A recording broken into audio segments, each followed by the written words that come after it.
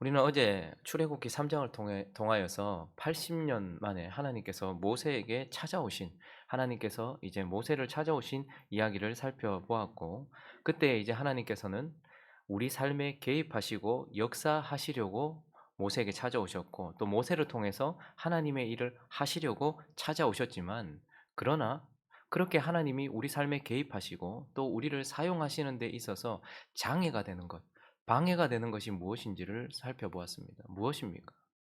그것은 바로 하나님에 대한 우리 안에 있는 반감입니다. 그리고 또 하나님이 어떤 분인지, 내게 어떠한 분이셨는지를 알지 못하는 하나님에 대한 무지. 그래서 하나님께서 우리 가운데 일하시고 또 우리를 사용하심에 있어서 가장 방해가 되는 것은 바로 우리 안에 있는 하나님에 대한 반감이나 하나님에 대한 무지라는 것이죠.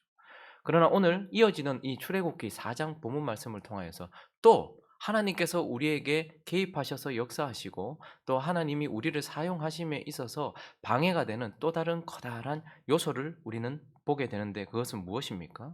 오늘 4장 1절을 시작하면서 모세가 하는 말 속에 나타나 있습니다. 읽어보겠습니다. 시작. 모세가 대답하여 이르되 그러나 그들이 나를 믿지 아니하며 내 말을 듣지 아니하고 이르기를 여호와께서 내게 나타나지 아니하셨다 하리이다. 지금까지 80년 동안 그의 인생 가운데 역사하지 않고 그의 뜻과는 전혀 상관없이 하나님의 얼굴을 돌리시고 하나님의 음성도 들려주시지 않은 하나님에 대한 반감, 그것도 큰 문제예요. 그리고 이스라엘 백성들의 고통 속에 하나님 함께하지 않은 것 같은 그런 이스라엘 백성들의 마음, 그래서 하나님에 대한 반감과 그런 하나님에 대한 무지, 그것도 문제예요. 그런데 그걸 하나님께서 어떻게 하십니까? 출애굽기 3장을 통하여서 우리를 설득시키시고 하나님이 어떤 분인지를 우리에게 말씀해 주셨어요. 불꽃 안에 계신 자, 스스로 있는 자, 여호와로서 하나님이 어떠한 분인지를 우리에게 말씀하셨어요. 그런데 오늘 모세는 또 한 가지 큰 장애 요소를 보는데 하나님에 대하여서는 이제 알겠습니다. 그러나 문제는 나, 무능한 나가 문제 아니겠습니까?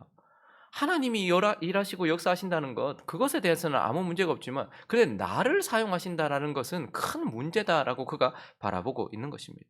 그런데 이것이 그가 단순히 겸양을 떨고 있는 것이 아니라 사실 정확하게 자기 자신을 바라보았기 때문에 나오는 결론입니다. 솔직히 자기 자신을 바라보고 우리 자신이 누구인지를 알면은 하나님께서 나를 통해서 무엇인가를 하려고 하실 때 당연히 나타나는 현상이 바로 이런 것입니다. 하나님은 위대하시지만 나 때문에 방해가 될 것입니다라고 생각하는 것이죠. 왜냐하면 그는 이제 공신력을 가진 이집트의 왕자가 아니라 이미 살인자가 되었고 무명의 그냥 미디안의 목자가 되어 있는 사람입니다. 그런데 나를 통해서 이 크신 하나님이 하신다. 이건 말이 안 되는 것 아닙니까? 그리고 매력 있고 힘이 있어서 사람들이 그러면 우리를 구원할 만하다라고 생각할 만한 그런 젊은이가 아니고 나는 이제 죽을 날 받아놓은 늙은인데 나는 이제 힘도 없고 아무것도 아니고 허리도 꼬부러져 가지고 지팡이 없으면 못 다니는 것 같은 그런 늙은인데 그리고 이 강력한 이집트 400년이 지나는 동안 그리고 고통이 80년이 이어지는 동안 우리를 이렇게 강력하게 활활 타오르게 했던 이 이집트로부터 우리를 끄집어낸다고 하면서 날카로운 칼도 아니고 그저 양들을 이끌던 목자 그냥 지팡이 들고 온 나를 어떻게 하나님 사람들이 받아들이며 사람들이 그것을 대해서 인정을 하겠습니까? 그래서 13절을 보면 모세가 이건 뭐 불신의 말이기도 하지만 그러나 사실이기도 합니다. 13절 뭐라고 말하고 있습니까? 읽어볼까요? 시작. 모세가 이르되 오 주여 보낼 만한 자를 보내소서. 자신의 무능함 그것을 정확하게 바라보고 있고 계속 바라보고 있으면서 하나님께 드리고 있는 말씀입니다. 자, 하나님께서 우리 삶에 개입하시고 역사하시고 또 나를 통해 일하시려고 할 때 방해가 되는 것은 하나님에 대한 반감과 무지도 있지만 그러나 아주 무능한 나 자신에게도 문제가 있다라는 것이죠. 자, 이제 하나님께서 그런 하나님에 대하여서 증명하시고 우리를 설득시키셨던 하나님이 이제 우리 자신에 대해서도 우리가 바라보고 있는 우리 자신에 대해서도 하나님이 지금 어떠한 조치를 취하시고 다르게 보게 하시면서 이 모세를 보내시려고 하는 하나님의 말씀을 통하여서 오늘 우리 삶에 개입하시며 우리를 통해 일하시려고 하는 하나님이 내게 대하여 모세에 대하여 뭐라고 말씀하시는지 무엇을 보여주시는지 그래서 그의 관점을 어떻게 바꾸시는지 몇 가지 교훈을 살펴보려고 합니다. 그 첫 번째는요, 하나님께서 그에게 표적을 보여주고 계신다라는 것을 오늘 우리는 보게 됩니다. 여러분 지금 모세는 잘못 보고 있는 것이 아닙니다. 정확하게 보고 있는 것입니다.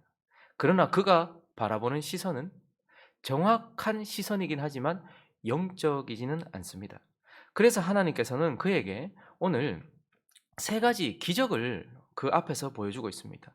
이 세 가지 기적은요, 이집트, 앞으로 내가 사역해야 될 이집트 사람들에게 보여줘야 될 이집트 사람들을 위한 기적이기도 해요. 그리고 구원을 받고 하나님을 따라 나와야 될 이스라엘 백성들을 위한 표적이기도 하지만 사실 이 기적은 모세 자신을 위한 기적이기도 합니다. 3절을 한번 읽어볼까요? 3절 말씀 읽어보겠습니다. 시작. 여호와께서 이르시되 그것을 땅에 던지라 하시매 곧 땅에 던지니 그것이 뱀이 된지라. 모세가 뱀 앞에서 피하매. 자, 세 가지 이적이 있었습니다.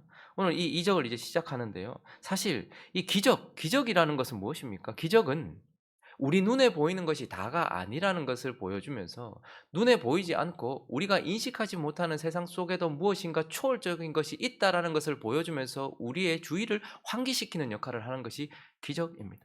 그러나 오늘 이 본문 말씀에는 하나님께서 단지 사람들을 놀래키시고 내 눈에 보이고 우리가 감각할 수 있는 것만이 아니라 보이지 않는 영적인 것과 초월적인 것이 있다는 것을 단순히 보여주기 위하여 우리를 깜짝 놀래키시는 것이 아니라 이걸 기적으로도 표현하고 있지만 표적이라고 표현하고 있습니다. 표적은 무엇입니까? 표적은 단순한 초월적인 힘을 보여주는 것이 아니라 정확하게 하나님을 보여주는 것인데 특별히 하나님이 하실 일에 대해서 보여주고 있는 것입니다. 첫 번째 표적이 무엇이었습니까? 그가 가지고 있었던 40년 가까이 들고 있었던 지팡이를 땅에 던지라고 했어요. 던졌더니 그게 뭐가 되었습니까? 뱀이 되었다라고 말합니다.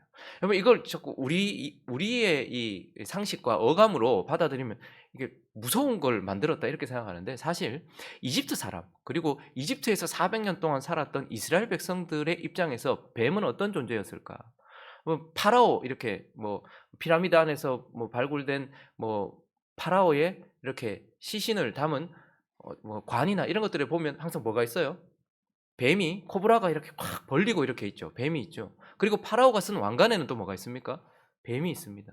이거 우리 입장에서는 뱀은 반감이지만 그러나 이집트 사람에게 있어서 뱀은 절대 주권자를 의미하는 거예요. 힘을 상징하는 겁니다. 그래서 모세가 뱀이 지팡이를 던졌는데 뱀이 되니까 모세가 그 뱀을 피하여라고 말합니다. 그러니까 히브리인들은 절대 주권을 가지고 자기를 억압했던 그런 파라오, 그 뱀, 힘을 상징하고 절대 주권을 상징하는 파라오를 두려워하는 것이죠. 그러니까 이건 단순히 하나님께서 뱀을 만드셨다 이게 아니라 하나님이 지금 아무것도 아닌 것을 던졌을 때 그게 절대 주권자가 되고 그리고 꼬리를 잡아라 했더니 다시 아무것도 아닌 지팡이로 돌아오는 것을 보면서 하나님이 앞으로 하실 일, 하나님은 이제 자신의 주권을 확실하게 드러내실 것이다 라는 것을 우리에게 보여주고 있는 것입니다. 두 번째 표적은 무엇입니까? 두 번째 표적. 그에게 뭘 했습니까? 손을 가슴에 넣었다가 빼봐라 이렇게 얘기했어요. 모든 부정과 부패가 나오는 근원이 되는 사람의 마음 그것을 상징하는 품에 넣었다가 빼니까 뭐가 됐어요? 하얗게 완전히 나병이 걸려 있었습니다. 그리고 다시 그걸 넣었다가 빼봐라. 다시 넣었다가 빼니까 완전히 깨끗해져 있어요. 이것 또한 이집트에는 큰 전염병들이 참 많이 있었습니다. 그들이 극복하지 못한 전염병들. 그들을 두렵게 하는 것이죠.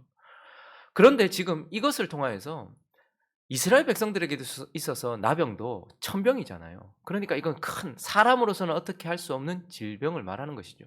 그런데 그걸 넣었다가 빼니까 생겼다가 그걸 다시 넣었다가 빼니까 사라지는 것이죠. 이걸 통해서 하나님은 하나님의 백성들, 이스라엘 안에 있는 그 모든 죄악들, 불치병 같은 그 의심과 하나님을 향한 불신, 그리고 세상을 두려워하는 그 두려움, 뭐 이런 것들, 그리고 끝까지 하나님께 반항하는 그 불순종, 뭐 이런 것들, 이런 죄악들을 하나님의 백성들 안에 있는 죄악들, 이 죄의식, 그리고 뼛속까지 스며들어 있는 이 노예 근성, 이런 것들에 대하여서 하나님께서 자기 백성들을 이제 치료하실 것이다.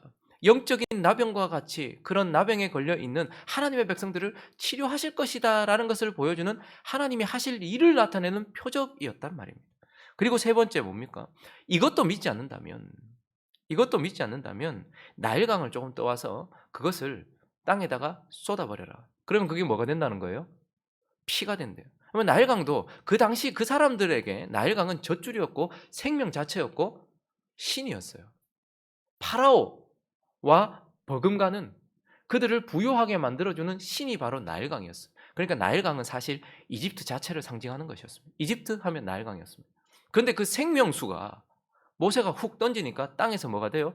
피가 되어서 훼손되고 더러워지는 것을 보게 됩니다. 피는 심판을 상징하는 것입니다. 그러니까 하나님이 이집트를 심판하시겠다. 지금 사실 이 표적은요, 이집트 사람들을 설득시키거나 이스라엘 백성들을 설득시키는 것이 우선이 아니고 모세를 믿게 만들기 위한 표적인 것입니다. 내가 이제 나의 주권을 드러내어서 나의 백성을 고치고 그리고 이집트를 심판하실 것이다 라는 것을 보여주는 표적이었단 말이죠. 그래서 사실 이 표적, 예수님이 많은 표적들을 보여주셨습니다. 예수님이 승천하시고 난 이후에 우리 눈에 예수님이 보이지 않는 그 순간 하나님의 복음을 전하던 그리스도의 복음을 전하던 사도들에게 베드로가 죽은 자를 살리고 바울이 죽은 자를 살리는 표적들이 나타났어요. 이 모든 것들이 무엇을 상징하는 것입니까?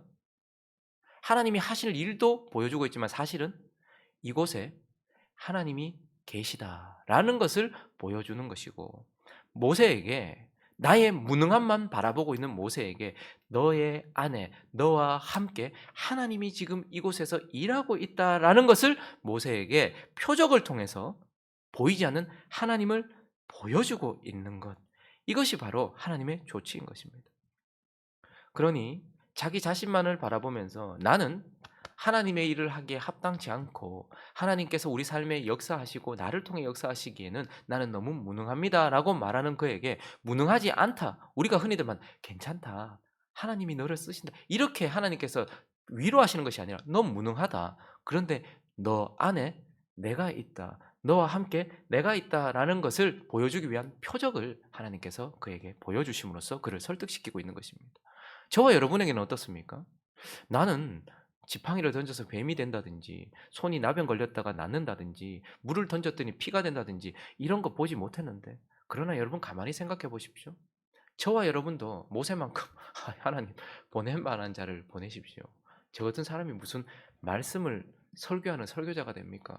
저 같은 사람이 무슨 장로가 되고 권사가 되고 집사가 됩니까? 그리스도의 이름으로 하나님의 뜻대로 기도하고 그리스도의 이름으로 성도들을 문안하는 장로가 되고 성도들을 케어하고 치료하는 장로가 되고 하나님의 물질을 가지고서 이것을 하나님의 뜻대로 사용하는 집사가 되며 어떻게 성도들을 섬기는 집사가 됩니까? 라고 말하는 우리에게도 하나님이 뭐라고 말합니까? 너가 무능하지 않다라고 말하지 않습니다. 우리도 뱀이 지팡이가 되고 지팡이가 뱀이 되는 것처럼 우리 안에도 하나님이 아니시면 결코 일어날 수 없는 변화들이 우리 안에도 있었잖아요. 뱀과 같은 저와 여러분이, 추악하고 더러운 저와 여러분이, 창기였던 저와 여러분이 죄에 대하여 버리게 되고 하나님의 신부가 되고 거기에 대한 마음이 생기며 죄를 지어도 마음이 불편하고 세상이 원하는 대로 살아가지 못하게 되는 이런 우리 안의 영적인 변화들과 영적인 기적적인 일들, 이런 것들을 통하여서 저와 여러분이 거듭났다는 것을 보여주시고 저와 여러분의 작은 한 걸음을 통하여서 하나님의 역사가 일어나고 어눌하게 전했던 복음을 통해서 어떤 사람이 영원한 생명을 얻고, 이런 기적적인 일들, 하나님이 계시지 않다면 내 삶 속에서 일어날 수 없었던 이런 일들이 우리 안에 일어나고 있는 것. 어제 갑자기 잠을 자다가 꿈을 꿨는지 모르겠는데 제 마음에 그런 생각이 들더라고요. 나는 하나님 이런 기적을 본 적이 없는데, 그래 너의 삶을 가만히 봐라. 너의 가정 환경 같은 그 속에서 목사가 일어나고, 그리고 어쨌든 너를 통해서 몇 명의 성도들이 설교를 들으며 하나님의 음성을 듣는다는 것 자체가 지팡이가 뱀이 되는 것보다 더 놀라운 기적이 아니냐.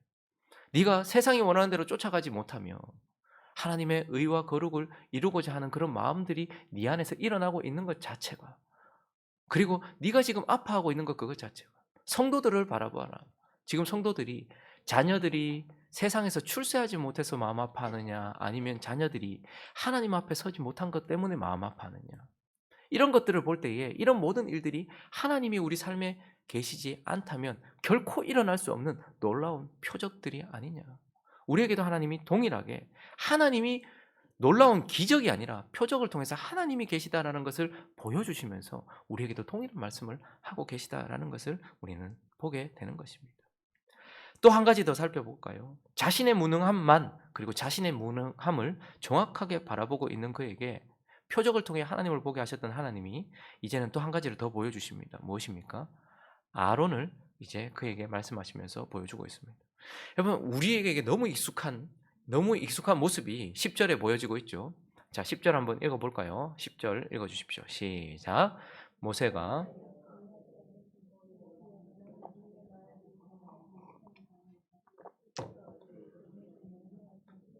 역시 그러하니 나는 입이 뻣뻣하고 혀가 둔한 자인. 하나님이 표적을 통해서 내가 너와 함께 한다라고 말씀하셔도 우리도 그렇잖아요. 모세 참 희한하다. 야, 모세 찔기네. 이런 생각을 할 수 없습니다. 모세가 그랬더니 어떻게 합니까? 주여, 나는 본래 말을 하지 못합니다. 잘 못합니다. 자신의 더 큰 약점을 지금 들춰내면서 나는 못합니다. 나는 안 됩니다. 라고 특별히 더 거부하고 있는 모습을 보게 되고 이것은 저와 여러분의 모습이기도 합니다. 사실. 하나님께서 하나님의 일을 하게 하실 때에 하나님이 옆에 계신다는 것을 우리에게 늘 말씀하시잖아요. "내가 함께 할게. 내가 할게." 라고 말하셔도 "하나님 나는 말을 잘 못합니다. 나는 이것 때문에 안 되고 저것 때문에 안 됩니다." 라고 말하고 있는 모세의 모습. 그랬더니 14절을 한번 읽어 볼까요? 하나님께서 이렇게 말씀하십니다. 시작. 여호와께서 모세를 향하여 노하여 이르시되 레위 사람 네 형 아론이 있지 아니하냐? 그가 말 잘하는 것을 내가 아노라. 그가 너를 만나러 나오나니 그가 너를 볼 때에 그의 마음에 기쁨이 있을 것이라. 하나님께서 그의 약점을 드러낼 때에 그가 너 약점 내가 없애줄게 이렇게도 하실 수 있죠. 11절은 그렇게 말씀하십니다. 그렇지만 14절은 뭐라고 말합니까? 내 형 아론이 있지 않느냐라고 말하고 있습니다. 사실 이것 또한 기적적인 하나님의 섭리입니다. 아론과 모세가 계속 왕래를 하고 있었을까요? 40년 동안 미디안에서 목자가 되었던 그리고 살인자로 아직까지도 바로와 이집트가 그를 찾고 있는 그런 상황에서 그가 자기의 가족이나 형 아론과 계속 소통을 하고 있었겠습니까? 아마 오랜 기간 동안 떨어져 있었을 거예요. 그런데 지금 모세도 거부하고 있는 이 일, 하나님께서 자기를 보내시겠다고 하는 이 일에 함께 사용받기 위하여 아론이 지금 모세를 만나러 오는, 모세가 아론을 데리고 가는 것이 아니라 아론이 모세를 향하여 나오면서 너를 볼 때에 그의 마음이 기쁘고 아론은 너를 하나님처럼 대하게 될 것이다라고 할 수 있는 그 하나님의 놀라운 기적적인 섭리를 통한 그의 약점을 보완해 줄 이제 보이지 않는 하나님이 아니라 연약한 그의 믿음을 위하여 보이는 아론을 그의 옆에 붙여 주시는 하나님을 우리는 보게 되는 것입니다. 우리가 우리 주변에 있는 사람들을 육적으로 바라보면 하나님의 기적적인 하나님의 도우심과 같은 아론을 잘 보지 못해요. 그러나 내가 하나님에 의하여 영적으로 내 옆을 바라보면 그 사람들은 평범한 사람들이 아니라 나의 연약함과 나의 부족함을 채워줄 하나님의 귀한 아론이라는 것을 우리는 깨달아야 합니다. 여러분 바울이라는 위대한 사도가 나아갈 때도요. 그에게는 큰 약점이 있었어요. 사실 바울은 회심하기 전에도 참 강한 사람이었습니다. 건조한 사람이죠. 근데 회심하고 나서 그의 기질이 갑자기 확 바뀝니까? 우리는 늘 우리 자신을 변화시켜야 됩니다. 쉽게 변화되지 않지만 변화시켜야죠. 그러나 그의 약점은 끝까지 그의 약점이었어요. 그래서 바울에게 하나님께서 누구를 붙여주셨습니까? 바나바를 가장 먼저 붙여주셨습니다. 바나바는 착한 자요 성령이 충만한 자였습니다. 바울의 약점을 보완해줘야 되는. 그래서 사실 바나바를 보면서 바울은 바나바와 같은 그런 성품을 배워가야 됐고 닮아가야 됐지만 그러나 바울의 이 강력함, 이 강인함, 이 건조함 뭐 이런 것들을 보완해 줄 수 있는 것이 바나바였어요. 하나님께서 그래서 바울에게 바나바를 아론처럼 보내주셨던 것입니다. 그런데 끝까지 함께하지 못하고 2차 선교행 떠날 때 결국 어떻게 됩니까? 마가를 안아주려는 바나바와 크게 싸우는 이 건조하고 강력한 바울과 싸움으로 인해서 어떻게 돼요? 바나바가 바울을 떠나게 됩니다. 그러면 끝난 것입니까? 그때 하나님께서 누구를 붙여주십니까? 예루살렘의 지도자 중에 한 사람이었던 실라노를 붙여주시는 것입니다. 바나바와 비슷한 사람. 바나바의 그 자리를 채워줄 실라를 바울에게 또 붙여주시는 것입니다. 사역을 하다 보니 다 떠나갔습니다. 그런데 바울은 사역을 하면서 많이 다듬어졌죠. 그런데 이제 그에게 있어서는 많은 길을 걸었고 고통을 당했어요. 그래서 이제 그의 연약함은 뭐가 되었습니까? 사실 육신 자체가 연약함이 되었습니다. 그때 끝까지 남아 있었던 사람은 또 누굽니까? 그의 육신의 약점을 채워줄 누가였습니다. 그러니 하나님은 언제나 그에게 하나님의 일을 할 수 있도록 나의 약점을 보완해 줄 수 있는 하나님의 아론을 붙여주셨던 것입니다. 그래서 우리는 영적으로 바라볼 줄 알아야 됩니다. 내 옆에 있는 그 사람이 하나님께서 나의 약점을 보게 하시고, 그러니까 사실 바나바는 바울에게 있어서 아픈 사람이기도 할 겁니다. 바나바는 어떻게 저렇게 마가 같은 사람을 저렇게 안아줄 수 있을까? 어떻게 이렇게 참 성령 충만하고 착하고 끝까지 참을 수 있을까? 내가 볼 때는 형 아닌데. 이런 생각이 들면서 이 바울을 아프게 하는 사람이기도 하지만, 그러나 그는 어떻습니까? 나를 보완해 주는 그런 사람인 것이죠.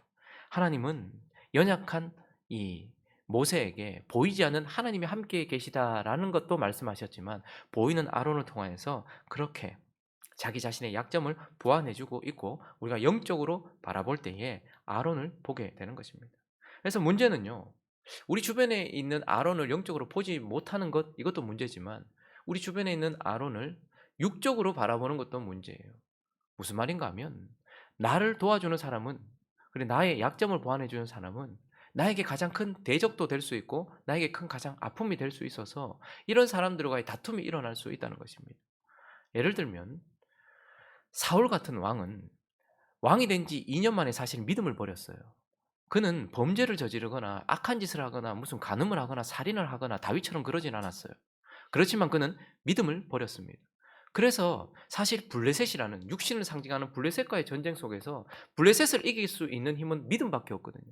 그런데 사울부터 시작하여 모든 이스라엘 백성들이 골리앗과 블레셋 앞에서 덜덜 떨 때에 하나님께서 누구를 보내주십니까? 다윗을 보내주세요. 하나님께서 다윗에게 기름을 부어서 다윗을 보내주세요. 육적으로 바라보면 사울의 정적이고 사울이 죽여야 될 그런 사람처럼 보이지만, 하나님이 다윗을 기름 부어서 사울 옆에 붙여주신 것은 사실은 사울을 끌어내리기 위한 것이 아니었습니다. 다윗은 끝까지 사울이 블레셋과의 전투에서 전사하기까지 사울에게 칼을 대지 않았던 사람이었습니다. 가만히 보면 다윗은 사울의 믿음 없는, 그런 믿음 없음을 보완해주는 믿음의 사람이었습니다. 그래서 그가 사울의 갑옷을 입고 칼을 들고 나간 것이 아니라 믿음을 가지고서, 물맷돌을 가지고서 믿음으로 사울을 보완해준 사람이었습니다. 그리고 하나님을 떠났기 때문에 하나님의 신의 그 빈자리에 악신이 계속해서 사울을 괴롭혀요. 그때 누가 도와줍니까? 다윗이. 그는 찬양하는 자였어요. 하나님을 참 잘 노래하는 자였어요. 그래서 수금을 타고 악기를 타면서 어떻게 해요? 사울의 악신을 쫓아주기도 하는, 그를 보완해주는 자였어요. 그런데 그렇게 영적으로 바라보면, 하나님이 그래도 여전히 나를 붙들어 주셔서, 사무엘도 이제 나를 돌아보지 않는데 하나님이 기름 부은 다윗을 내게 보여주셨구나, 이렇게 영적으로 바라봤으면 좋았을 텐데 어떻게 봅니까? 사람들이 사울은 천천히요, 다윗은 만만이다라고 하는 그 말을 듣고서 육적으로 바라보기 시작했습니다. 그러면 하나님께서 사울이 천천히라도 사울 밑에 다윗을 주셨어요. 그래서 다윗은 만이지만 사울은 뭡니까? 자기의 천과 다윗의 만까지 하면 만천이란 말입니다. 다윗은 만이고 자신은 만천이에요. 하나님께서 자신을 도와주라고 보내주신 것입니다. 안디옥 교회에서도 바울은 맨 끝자리에 있었어요. 도와주라고 보내준 바나바는 제일 첫자리에 있었어요. 그러나 그를 통해서 하나님이 역사하고 계시는 것이죠. 그런데 육적으로 바라보는 것이죠. 그러니 그때에 사울은 계속해서 다윗을 죽이려고 하는 것을 보게 됩니다. 교회 안에 혹은 내 주변에, 교회에서 가장 많이 다툼이 있는 것이 무엇입니까? 목사와 장로입니다. 하나님께서 옆에 주신 아론입니다. 자기의 연약한 부분, 부족한 부분을 채워주라고 주신 거예요. 그런데 서로가 서로를 육적으로 바라보게 되면서 다툼이 일어나고 죽이려고 하고 싸우려고 하는 것을 보게 되죠. 어쨌든 하나님은 오늘, 오 주여, 오 하나님, 보낼 만한 자를 보내소서라고 자신의 무능만 바라보고 있는 정확한 그의 시선에 영적인 시각을 더하여 주셔서 표적을 통해서 내가 너와 함께 있다, 그리고 기적적인 섭리를 통해 보내진 그에게 있었던 형 아론을 보여주심으로써 나의 도움이 너와 있다라고 말씀하시며 또다시 모세를 설득하면서 그를 보내고 있는 것입니다. 말씀을 정리하겠습니다. 세상은 자기를 위하여 누군가를 사용할 때에 무능한 자를 유능하게 만들어서 사용합니다. 그리고 무능한 그가 많은 훈련과 연단 속에서도 유능해지지 않으면 버리고 쓰지 않습니다. 그러나 하나님은 반대로 오히려 우리를 더 무능하게 만드시고 그 무능을 철저하게 바라보게 만드십니다. 그러나 그때에 하나님은 그 무능한 그가 가지고 있는 것이 무엇인지를 보게 합니다. 그래서 오늘 본문 말씀 2 절을 읽고 마칠까요? 2절 말씀 읽어 보겠습니다. 2절 시작. 여호와께서 그에게 이르시되 내 손에 있는 것이 무엇이냐? 그가 이르되 지팡이니이다. 나는 지팡이 들고 있는 노인이고 내 손에는 지팡이 하나밖에 없다라는 것을 철저하게 보게 하시지만 그 이후부터 출애굽기 4장 이후부터 이 지팡이를 하나님 뭐라고 부르십니까? 모세의 지팡이가 하나님의 지팡이가 되게 하십니다. 하나님은 무능한 우리를 유능하게 만드시지 않고 무능한 우리를 여전히 무능하다라는 것을 보게 하시면서 겸손케 하시고 대신에 하나님만 의지하게 하시면서 나의 모든 것들을 단순히 하나님께 드리게 하십니다. 물고기 2마리 보리떡 5개를 드렸을 때 그것이 오병이어의 기적을 일으킨 것처럼 그의 지팡이 그리고 무능한 그 자신을 고스란히 하나님께 드렸더니 하나님이 역사하시고 하나님이 붙여주신 도움이 역사함으로써 그의 지팡이는 하나님의 지팡이가 되고 그의 형은 하나님의 대제사장이 되는, 그래서 그를 끝까지 사용하시는 하나님의 은혜를 바라보게 되는 것입니다. 우리도 하나님께 이런 자라는 것을 기억하면서 하나님께 감사하며 이 한 주를 시작하는 저와 여러분 되시기를 예수 그리스도 이름으로 축원합니다.